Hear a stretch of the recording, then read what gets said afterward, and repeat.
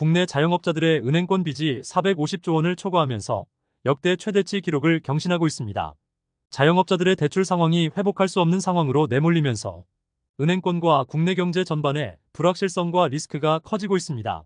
금감원에 따르면 올해 상반기 국내 20개 은행들이 보유한 개인 사업자 대출이 453조 9,039억으로 2023년 1분기 이후 계속 증가하면서 역대 최대치를 경신하고 있습니다.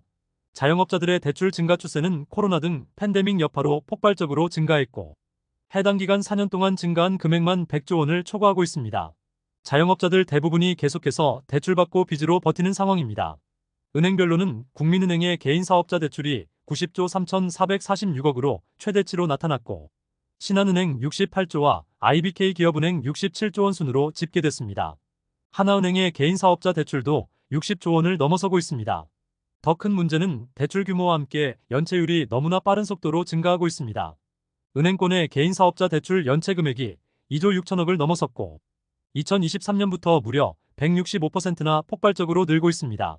해당 수치는 국내 역사상 최대치 금액을 기록하는 동시에 글로벌 금융위기가 본격화된 2009년 3월 2조 603억 원을 크게 웃돌고 있습니다. 현재 상황이 글로벌 금융위기보다 더 심각하게 흘러가는 셈입니다.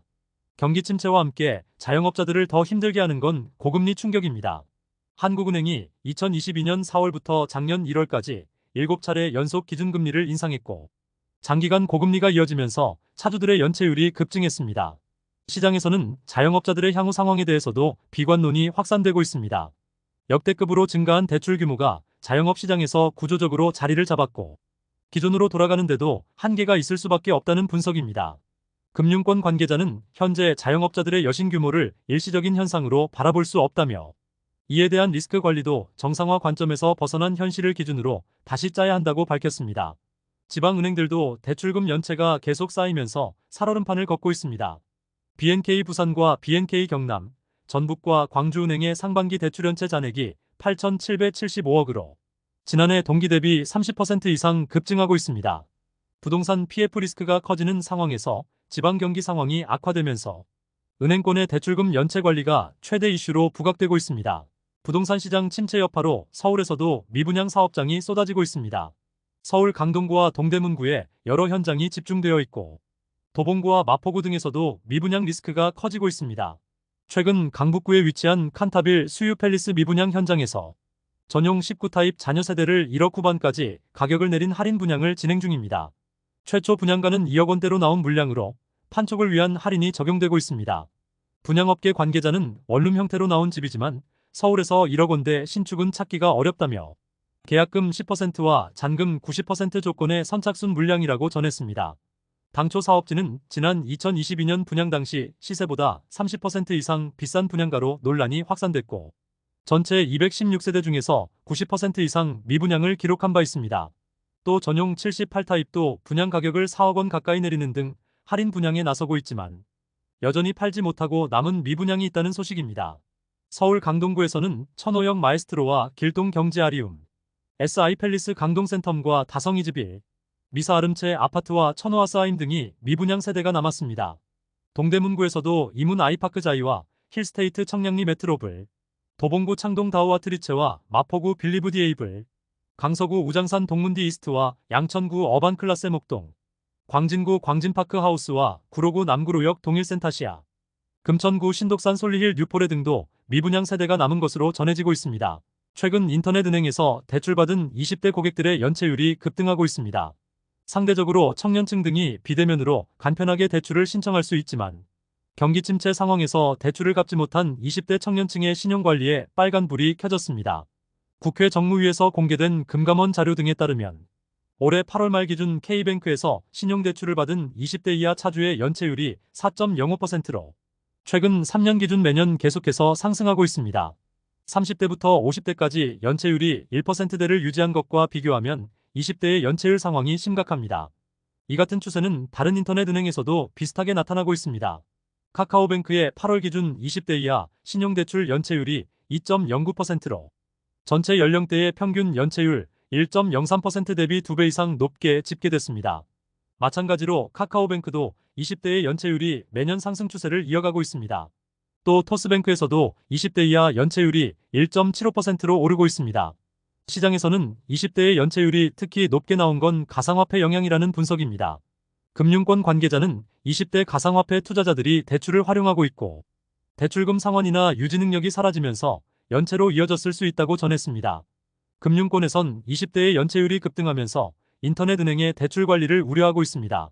대출 심사 관리와 청년층의 신용 관리가 철저하게 진행되지 않으면 사회초년생인 20대의 신용 상황에 큰 타격이 올 수 있습니다. 더불어민주당 의원은 인터넷은행의 간편한 대출 절차와 접근성은 긍정적인 측면도 있지만 동시에 청년들이 과도한 대출을 쉽게 받게 하면서 심각한 금융 리스크에 빠질 가능성이 있다며 무리하게 대출받지 않도록 관리가 필요하고 금융당국도 대책을 마련해야 한다고 했습니다. 국내 인터넷은행 3사의 8월 기준 신용대출 연체액은 3,944억으로 지난 2021년 말 675억 대비 무려 480% 이상 급증했습니다. 또 같은 기간 20대 이하의 신용대출 연체 금액도 440%나 상승하고 있습니다. 정부가 추진하거나 발표한 주택 공급 정책이 제대로 진행되지 못하고 있습니다. 무주택 실수요자 등에게 저렴한 주택을 대량 공급하겠다고 밝혔으나 실제 현실은 주택 공급 계획이 대거 사라지거나 정체되고 있습니다. 공급될 것처럼 알려졌던 서울 아파트 1만 6천 세대가 사라지고 있고 대규모 공급 계획도 관련 입법이나 개정안 등이 답보 상태입니다. 계속되는 희망 고문에 무주택자들의 리스크와 불확실성만 커지는 상황입니다. 매경 보도 등에서 정부가 지난 8월 공급 대책으로 서울에 11만 8천 세대 공급을 발표했으나 실제 1만 6천 세대 계획 추진이 중단됐거나 무기한 연기됐습니다. 1만 세대 공급을 예정한 노원구 태릉 골프장 주택 공급 계획이 주민 반대로 사실상 무산됐고 용산 정비창 용지도 국제업무지구 계획 등으로 1만 세대에서 6천 세대로 축소됐습니다.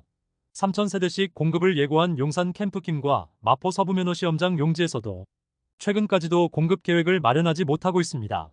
시장에서 기대하는 공급 계획 무산은 정부 정책 신뢰성에 큰 타격을 받을 수 있습니다. 또 갑작스럽게 사전 청약 제도를 사실상 폐지하면서 SH가 공급하려던 성뒤마을과 성동 구치소 부지 사전 예약도 장기간 미뤄지고 있습니다. 수도권에서 공급 폭탄을 예고하고 기대하게 만든 대책 상황은 더 심각합니다. 8월 공급 대책 발표 이후 3개월이 지났으나 핵심 정책이 단 한 건도 국회 문턱을 넘지 못했고 관련 정책 과제 49개 중 35%에 해당하는 17개는 법을 새로 만들거나 개정해야만 가능합니다.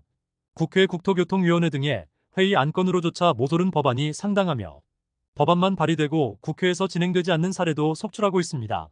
국토부가 서울 도심권 공급 핵심 대책으로 추진하는 정비사업 절차 간소화는 사업 시행과 관리 처분을 동시에 마련하면서 사업 일정이 3년 정도 단축될 것으로 기대하고 있습니다. 3년간 한시적으로 용적률을 30% 상향시켜주는 내용도 있습니다.